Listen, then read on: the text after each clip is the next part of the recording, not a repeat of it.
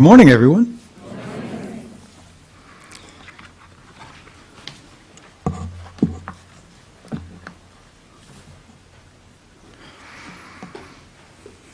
I think all of us have gone through the stage of life where we plead with God. Yeah, let's admit it, we have. Pleading with God sort of assumes that God's not doing everything God could be doing, for us, And today we have lots of people who are true spiritual teachers very interested in science. Because science is now knocking on a door that it has never been near before. And what is that? It's the sense of we're measuring things about reality that are just blowing us away. It's not the reality we thought it was. Start with quantum theory at the beginning of the last century, and then you go into astronomy now and finding black holes, and yet the modern spiritual teachers pay a lot of attention to this. For example, in such degree as we consciously or unconsciously unify with the cosmic mind, we prosper. In such degree as we oppose it, we are automatically stopped. Mental stagnation is the result of a lack of spiritual perception. There's none of these, wonderful, warm, cozy, memorable religious words in there. No. That's mostly psychology, with a little bit of a dash of cosmic. At the very end of his life, Holmes said, "I don't have a mind of my own. I'm just using a divine mind."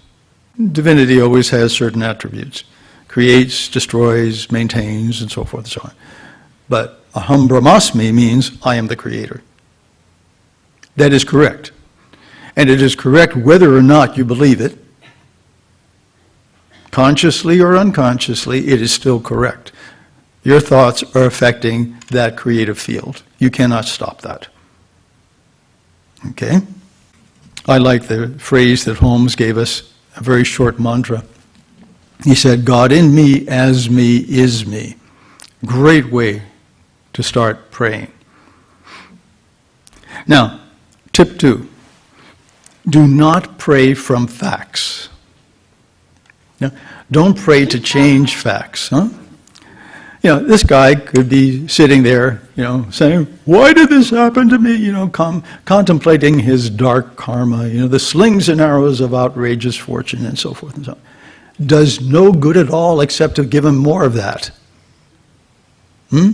Because all thought is creative.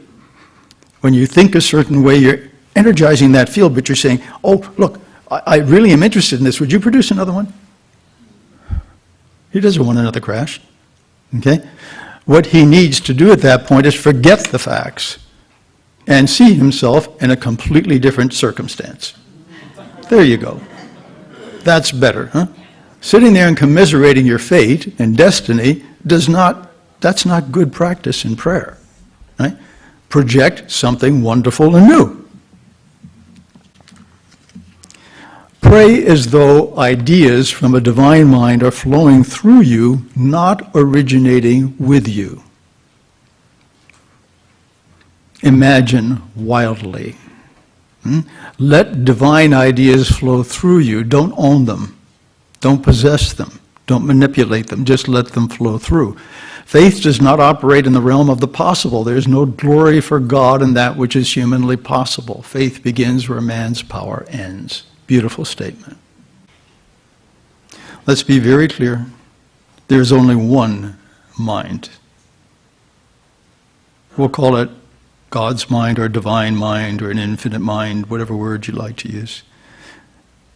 It is perfect intelligence, perfect memory of every great concept that has ever existed in this universe or any other. And it is my mind now.